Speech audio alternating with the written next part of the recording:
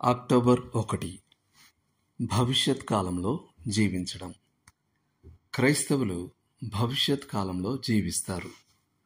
వారికొక సజీవుడైన పునరుత్థానుడైన రక్షకుడున్నాడని, ఒకరోజు వారు ఆయనను చూస్తారనే ఎరుక వారి ప్రస్తుత క్రియలను, నిర్ణయాలను నియంత్రిస్తుంది. ప్రదానం చేయబడిన ఓ జంట వారి ప్రణాళికలన్నీ వారి భావి వివాహ వెలుగులో వేసుకున్నట్టు, క్రైస్తవులు కూడా తాము క్రీస్తును చూస్తామనే ఆశాభావంతో జీవించాలి. మీ మనస్సు అను నడుము కట్టుకొనుడి అని పేతురు పురికొల్పుతాడు.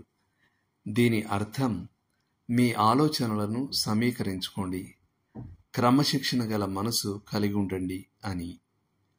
వదులు అంగీ వేసుకున్న ఓ వ్యక్తి తాను స్వేచ్ఛగా పరిగెత్తడానికి వీలుగా తన అంగీ అంచుల్ని బెల్ట్ కింద దోపుకోవడానికి సంబంధించిన చిత్రం అది. మీరు మీ ఆలోచనల్ని క్రీస్తు తిరిగి రాకపై కేంద్రీకరించి ఆ ప్రకారం జీవించినప్పుడు మీ మనసును ఆక్రమించి మీ ఆధ్యాత్మిక ప్రగతికి అడ్డు తగిలే అనేక ప్రాపంచిక విషయాలను మీరు తప్పించుకుంటారు. పేతురు ఈ భావనను పస్కా విందు నుండి స్వీకరించి ఉండవచ్చు. యూదులు పస్కా భోజనాన్ని కదలడానికి సిద్ధంగా ఉన్నట్టు త్వరపడుతూ భుజించాల్సి ఉండింది. మన దృష్టికోణం ఫలితాన్ని నిర్ణయిస్తుంది. మన వైఖరి చర్యను నిర్ణయిస్తుంది. ప్రస్తుతం విధేయత చూపడానికి నడిపే పురికొల్పు దేవుని మహిమ కొరకు ఎదురుచూచే క్రైస్తవునికి ప్రభు తిరిగి రాకను లక్ష్యపెట్టని క్రైస్తవుని కంటే ఎక్కువగా ఉంటుంది. దీన్ని గుర్తుంచుకోండి. మన ప్రభువగు యేసుక్రీస్తు తండ్రి అయిన దేవుడు స్తుతింపబడునుగాక.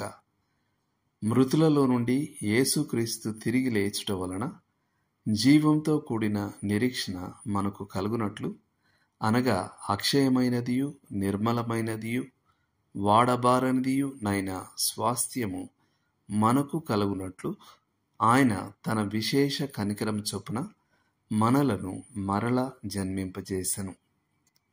పేతురు రాసిన మొదటి పత్రిక 1వ అధ్యాయము 3-4 వచనాలు చదవండి. తీతుకు రాసిన పత్రిక 2వ అధ్యాయము 11 నుండి 15 వరకు. చేయాల్సిన పని.